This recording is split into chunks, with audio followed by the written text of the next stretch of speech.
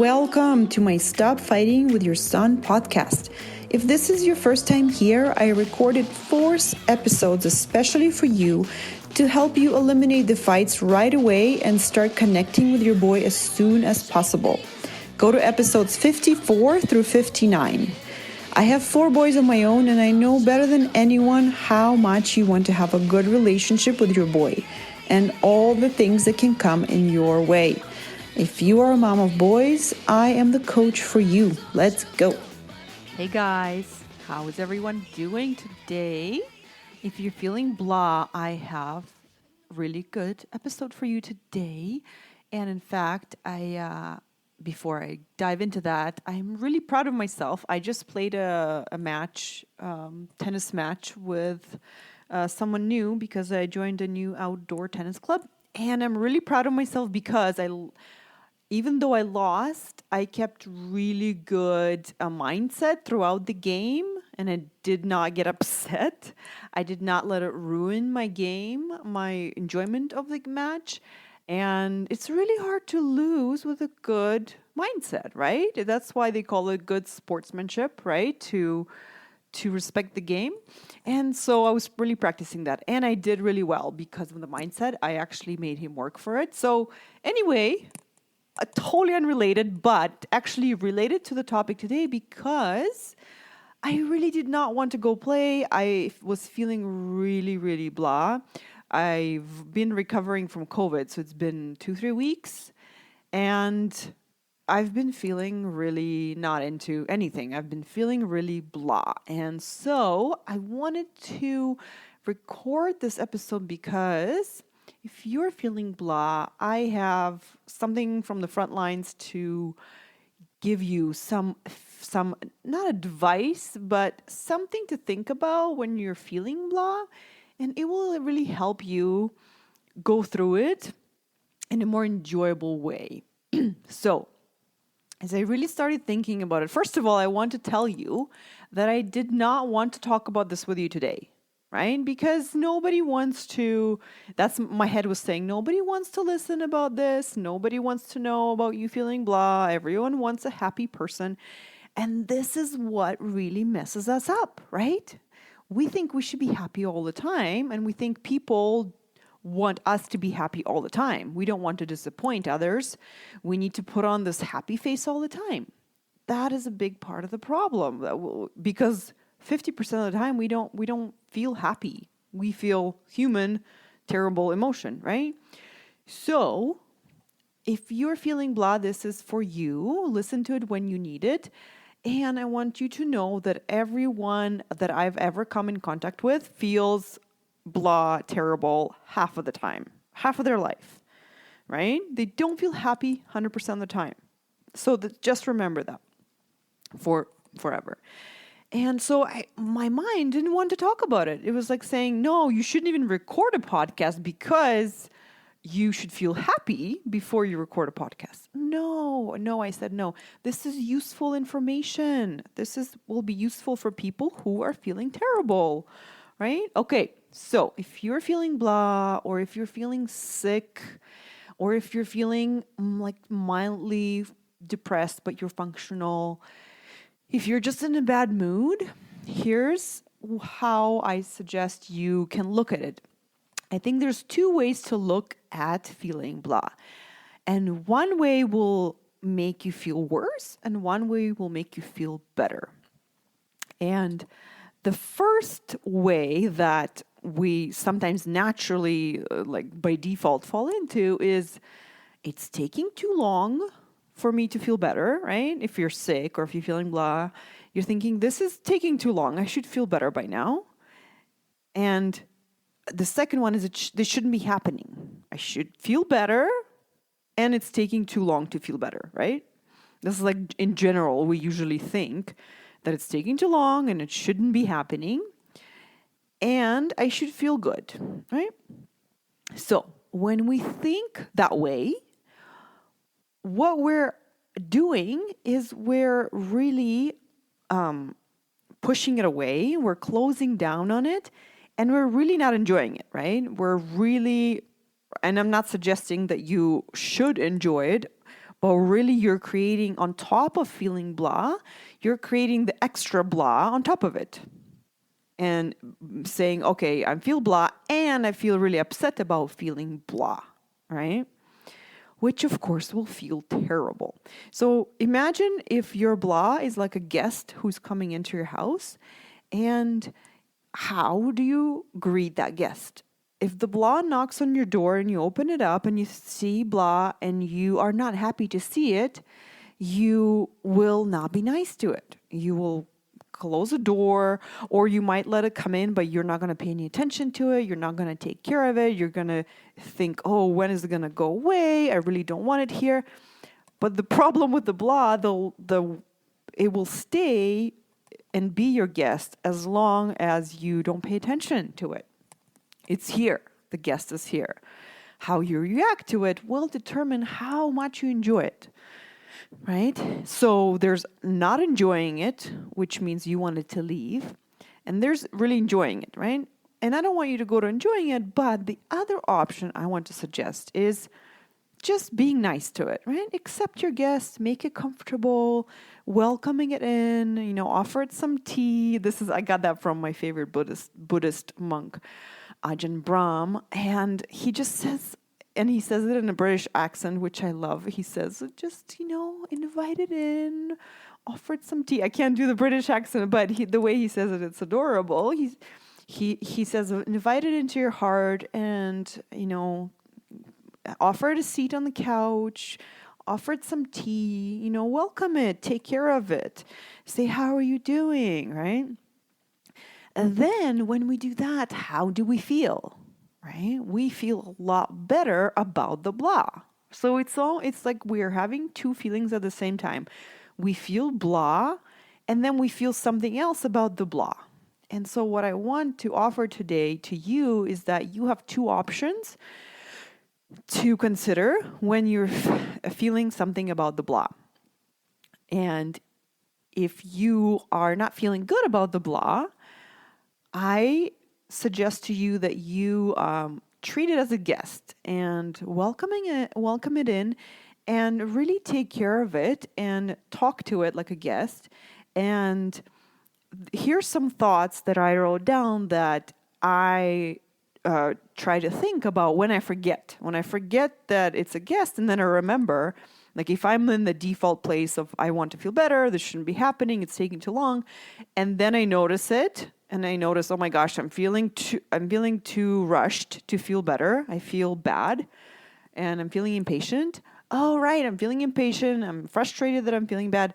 Oh, okay. That means I'm gonna start thinking the opposite. I'm gonna think, this will pass. Like the guests will go away, and all I have to do is just welcome it in for now until it leaves. It's okay. It's normal. I always think it's normal. Everyone feels blah. But for some reason, when we're in the blah, we don't always remember it. We sometimes forget. We think we shouldn't feel blah because others are not feeling blah. It's only us, right? Again, remind yourself that it's normal. And I ask myself, what does my body need? So ask your blah, what do you need? Do you need sleep? Do you need a snack? Do you need some comfort? Do you need to take a break? Right? And I talk to it that way. And I also really practice telling my blah, or telling myself that I will take a break as long as I need it. Because as a mom, and I think as a woman, and a lot of us actually probably, I think we have it worse as moms in terms of being efficient, getting things done. We have it a lot worse because of our job. And because I want to be efficient and get everything done, it's a lot harder for me to tell myself I'll take a break as long as I need it. Because I tend to think, I'll just take a break today or just for an hour and then I'll be back at it. But the reality of it is sometimes my body needs longer, or my mind or the general blah needs longer than my patience can survive, right? So that takes practice. So between the two states, and the way I like to distinguish how I'm feeling about my blah is, am I feeling in a rush to get better, to feel better. That's one state, and I don't want to be there. I don't want to feel in a rush to feel better because that's just me being unsatisfied. Or am I being patient? Am I being not in a rush? That's where I want to be. And so a lot of good self-care practices come out of the not rushed state. For example, I tell myself, okay, what do you need? Do you need a nap? Do you need extra sleep?